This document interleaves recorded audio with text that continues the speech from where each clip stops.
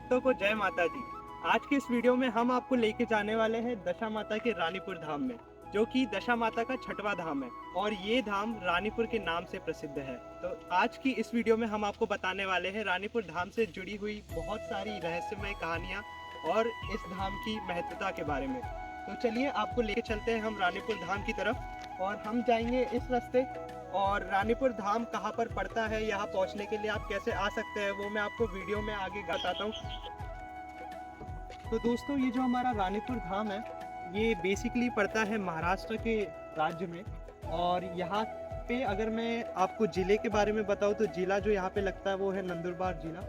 और अभी हम लोग जिस जगह पे खड़े हैं, अगर आप उस साइड देखेंगे तो ये रोड जाता है खेतिया की तरफ, जो कि मध्य प्रदेश में एक छोटा सा तो नहीं, एक मीडियम साइज विलेज है।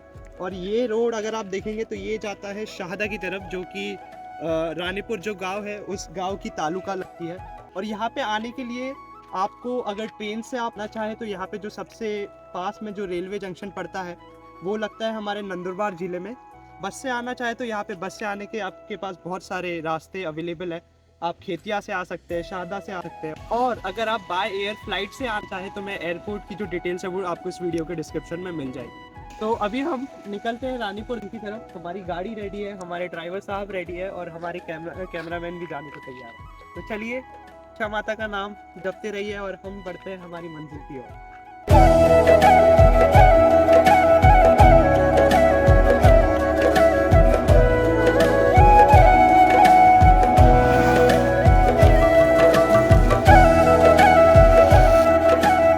दर्शकों, ये जो हमारा रानीपुर धाम है, जैसा कि मैंने आपको पहले वीडियो पे बताया कि ये दशा माता का छठवां धाम है। तो छठवां धाम है तो आपको पहले 5 धामों की भी जानकारी होना आवश्यक है। तो मैं आपको पहले 5 धामों के नाम अभी बताता हूँ।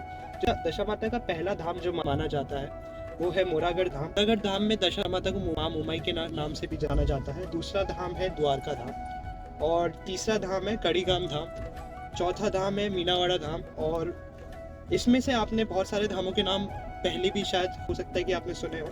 तो ये हो गए हमारे चार धाम। पांचवा धाम जो है हमारा वो है हाजीपुर, और छठवां धाम जो है हमारा माँ दशा माँ का वो है रानीपुर धाम। और ये छठवें धाम में दशा माता के साथ साथ रोशनी माता की भी आरती पूजा भक्ति उस धाम में होती है।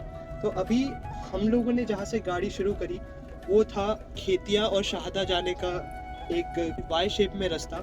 यहाँ से रानीपुर धाम मात्र 2 किलोमीटर की दूरी पे है। और रानीपुर धाम के पास एक बहुत ही प्रसिद्ध हिल स्टेशन है जिसको तोरणमाल के नाम से जाना जाता है। और तो कभी आपको रानीपुर अगर मैप पे नहीं मिल रहा हो तो आप तोरणमाल का लोकेशन डाल सकते हैं। तोरणमाल रानीपुर गांव से लगभग 26-27 किलोमीटर की दूरी। तोरणमाल भी अपने आप में एक बहुत प्रसिद्ध जगह है, उसके बारे में आपको कभी किसी और वीडियो में बताएंगे। वहाँ बाबा गोरखनाथ का मंदिर है जो अपने आप में बहुत सारी रहस्यमय कहानियाँ रखता है। तो उसके बारे में हम आपको किसी और वीडियो में बताएंगे।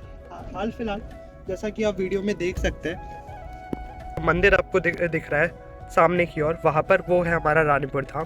और अभी हम सब लोग रानीपुर धाम की तरफ जा रहे हैं और वहाँ पे जाके हम आपको बताते हैं कि वहाँ पे आरती का कैसा बंदोबस्त है और आपको कब आना चाहिए, कौन सा दिन आपके लिए आने के लिए सबसे सही रहेगा।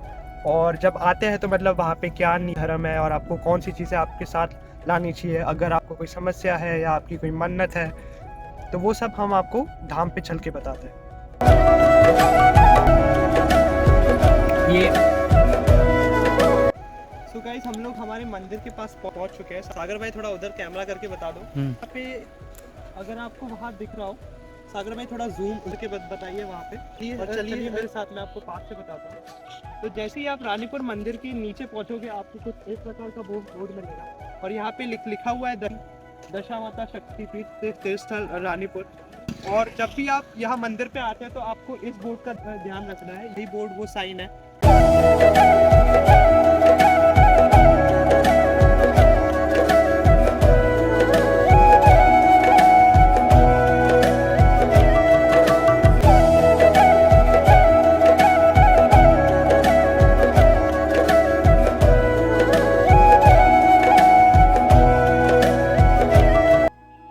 आज हम जिन माता को रोशनी माता के नाम से जानते हैं, जो कि विश्व में रोशनी माता के नाम से प्रसिद्ध है, आज थोड़ा-सा मैं आपको उनकी कहानी के बारे में बताना चाहूँगा। तो यहाँ पे आके जब मैंने यहाँ के जो लोग हैं, उन लोगों से थोड़ी वार्तालाप करने की कोशिश करी और वर्तमान में जिनको हम रोशनी माता के नाम से जानते हैं, उनके बारे में, उनके इतिहास के बारे में थोड़ी जानने की कोशिश करी, तो कुछ ऐसी दुखद बातें मुझे पता चली जिनको सुन के शायद आपको भी कहीं न कहीं थोड़ा-सा बुरा फ़ील हो।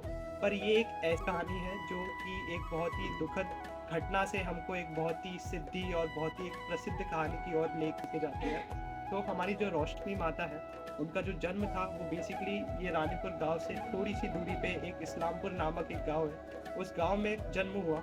और माता जब अपने बाल्यकाल में थी, जब वो अपने बचपन में थी, तो जो वैक्सीनेशन होता है, टीकाकरण जिसको हम हिंदी में कहते हैं, उसमें कुछ गलती के चलते हमारी माता को विकलांगता का सामना करना पड़ा और उसी बाल आयु से तब से वह उस चीज़ के साथ अपना जीवन यापन कर रही है। पर इसी दुखद समय के दौरान जब माता अपनी शिक्षा पूरी कर रही थी, और माता का जन्म भी, मैं आपको एक चीज़ और बताना चाहता हूँ कि जो हमारी माता का जन्म है वो भी एक बहुत ही गरीब परिवार में हुआ था। तो आप अनुमान लगा सकते हैं कि उनका शुरुआती जीवन कितना समस्याओं से भरा हुआ है। एक तरफ आर्थिक तंगी और दूसरी तरफ उनका शरीर का एक अंग का विकलांग होना। पर कहानी यहीं तक नहीं रुकती है दोस्तों। उस कन्या के जीवन में एक ऐसा दिन था जब उन्होंने दो दिन तक भोजन नहीं करा और पढ़ने के लिए भी उनके पास पैसे वगैरह नहीं थे। तो काफ़ी पीड़ा में, काफ़ी दुख में वे थी। और वही वो दिन था जब से सिर्फ उनकी नहीं, तब माता ने उनके ज़रिए लाखों भक्तों की दशा बदलने का आशीर्वाद दिया। तो उस टाइम जब वो बेहद पीड़ा में थी, उस दिन उनको एक माता प्रकट हुई अचानक, जिनका नाम था टेंड्रस माता। और वही टेंड्रस माता असल में दशा माता की पहली अवतार। तो दोस्तों, उसी समय जब माता को दशा माता प्रकट हुई थी, तो दशा माता ने हमारी जो रोशनी माता है उनको, अभी यहाँ तक रोशनी माता का नाम एक रहस्य ही था कि रोशनी माता का नाम कहाँ से मिला। तो जब माता उन्हें प्रकट हुई थी तो उन्होंने उन्हें आदेश दिया कि आप पटिए पे 5 कलश रखकर आप व्रत करिए, पूजा करिए। और जैसा कि मैंने आपको पहले बताया कि जो हमारी रोशनी माता एक वो बहुत ही गरीब परिवार से आती, तो उस टाइम के पास जो भी संसाधन थे, जो भी चीज़ें थी, उन्होंने उसी के साथ माता का आदेश माना और पूजा भक्ति करना शुरू करी। फिर मैं जब यहाँ पे आस पड़ोस के लोगों से बात करके मैंने इस बात की और गहराई में जाने की कोशिश करी, तो मुझे यहाँ पे लोगों ने बताया कि माता ने अपने शुरुआती दिनों में सिर्फ 1-2 अगरबत्ती जो भी उनके पास था और एक तेल का दिया लगा के, तो इस प्रकार के, क्योंकि आर्थिक तंगी तो थी, तो उनके पास जो भी संसाधन रहा उन्होंने उसी के साथ माता के आदेश अनुसार हमारी अपनी माता ने उनकी को पूजा भक्ति शुरू करी।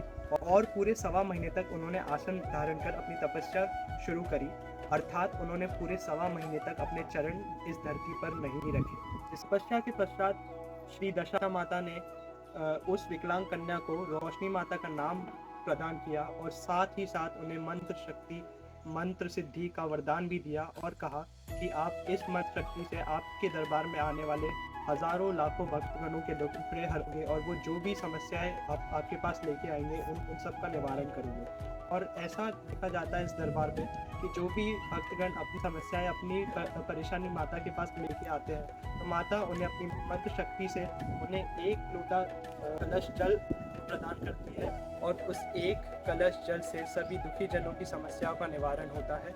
और यही आज के वर्तमान समय में इस रानीपुर धाम की विशेषता है। अब हम आपको लेके चलते हैं मंदिर की तरफ और बताते हैं कि हमारा ये जो रानीपुर धाम है ये अंदर से किस प्रकार दिखता है।